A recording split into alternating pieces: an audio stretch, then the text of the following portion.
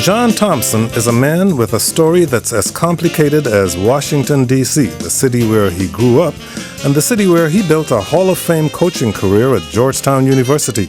He's been called a trailblazer, the first black coach to lead a team to an NCAA championship, and he's been called a bully, an architect of ferocious teams who challenge the culture of collegiate athletics every bit as much as they challenge their opponents on the court. He patrolled the sidelines at Georgetown with a trademark towel on his shoulder for 3 decades, and his son, John Thompson III, coaches the team there now. Through it all, the city John Thompson calls home continued to change around him, his teams, and his school. From the aftermath of the civil rights movement and the riots that devastated much of the district to the recent resurgence of neighborhoods that's coincided with the resurgence of Georgetown basketball itself right in the heart of the city. John Thompson joins us in studio. He was the coach of the men's basketball team at Georgetown University from 1972 to 1999, where he remains coach emeritus. He was born and raised in Washington, D.C., where he attended Archbishop Carroll High School. He played professionally for the Boston Celtics, and he was the head coach of the U.S. Olympic men's basketball team at the 1988 Games. He was inducted into the Naismith Memorial Basketball Hall of Fame in 1999. As we mentioned, his son John Thompson III is now the head basketball coach at Georgetown. Coach Thompson, good to see you again. Good to have you in studio. Thank you. It's a pleasure. I assure you it's a pleasure. A lot of people these days are familiar with the modern day Big John and Little John. Your son is now the coach at Georgetown and a celebrity in his own right. But they're less familiar with the John who was your father, the mechanic who raised you with your mother in the shadow of Catholic University. How would you describe your father, your home, and the city that you grew up in? Well, probably I would say loving, because a lot of times when people talk to you, and if you grew up and you were in public housing or you were so-called deprived, I was never deprived. I did live in public housing, but I was never deprived because I had love. And I think my father worked extremely hard. And I tell people, even though I'm John Jr. and the one that's that imposter over there at Georgetown, I tell them that the real John Thompson was somebody who was really special. The two of us are just wannabes. He was the real one. He was the real one because he had to support Kojo. He had to support his family, and he had to work extremely hard without any form of motivation or incentive from others. So I had a great deal of respect, and do still today have a great deal of respect for my dad. It's often said that you had a strict Catholic upbringing. What did that mean? Well, I don't know what that means, really. They threw me out of Catholic school when I was in the 5th grade, and then I went to Harrison Elementary School right there at 13th and V Street Northwest. That's where I graduated from. And then I went to Brown Junior High School in Benning Road. So, I have been Catholic all of my life, and certainly proud of that fact. And the nuns wore me out. Those were the days when child abuse was not illegal, and I assure you, I got abused. So did I, in high schools when there was still corporal punishment in high schools. Talk a little bit about your memories of race growing up in Washington. It's my understanding your father used to take you to Senators games at Griffith Stadium, but that you were more partial to the Cleveland Indians, who had players who were breaking down racial barriers like Larry Doby.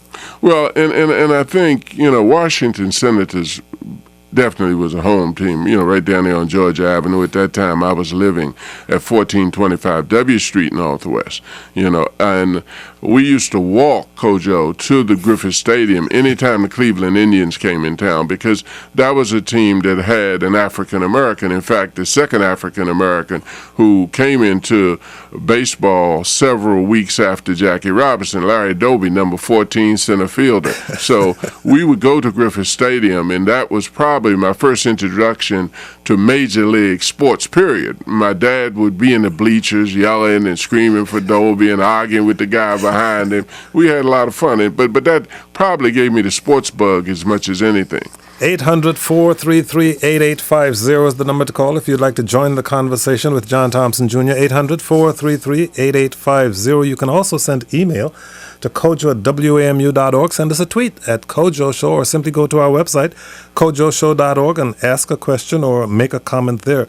When basketball came into the picture for you, you started spending a lot of time at local playgrounds and a lot of time at Police Boys Club Number 2, a place where a few legendary players like Elgin Baylor and Dave Bing grew up as well. What drew you to the Police Boys Club? Well, it started, the Boys Club started for me at U Street, Northwest, when I was at 1425W, as I told you. I was with Police Boys Club Number 13.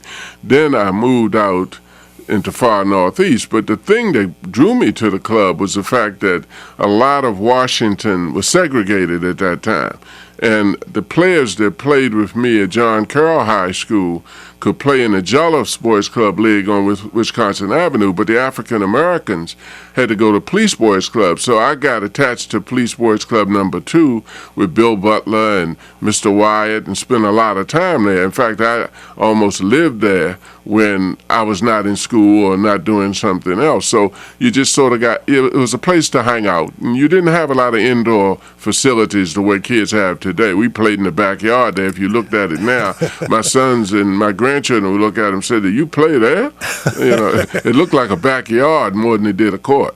It's a history of Washington in a lot of ways. It wasn't just the big-time players who gathered at those playgrounds. Red Auerbach, the man who eventually coached you on the Boston Celtics, he used to make the rounds of those blacktop courts, is my understanding. I read once that you actually ran into some racism at a court just down the street from here, Chevy Chase Playground at Livingston Street and Western Avenue. Well, and what really happened is, first of all, as to Red, and that was one of the reasons why I respected Red an awful lot. If you can imagine a guy winning as many championships as he won, Kojo, but yet during his spare time sitting out on a playground giving instructions or talking to young people. So I had a lot of love and admiration for Auerbach for doing that, but a lot of the guys in the inner city would come up. In my latter years, you'd come up to Chevy Chase Playground, where I think it's a library there now, and we always said they built a library because too many African Americans were coming there. But at one point, when we would come up there was a painting on the ground of the playground, "Niggas Go Home," and at that point, you go through a lot of foolishness. There's always, I guess, ignorance will always be among us, at some point.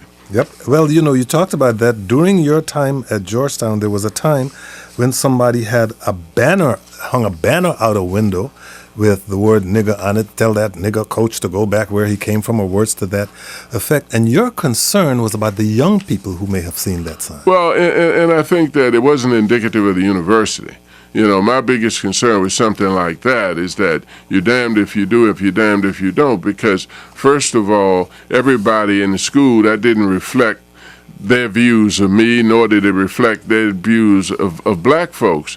And generally, when something like that happens, the mail, the words that were said to you, people tend to generalize and associate it with the entire institution, which would be unfair. So I minimized it as much as I possibly could. The other thing which was dangerous about that kind of action is the fact that if you're an African-American parent and you hear about things like that going on, you're going to be a little reluctant to send your child to the school. So recruiting was my lifeline.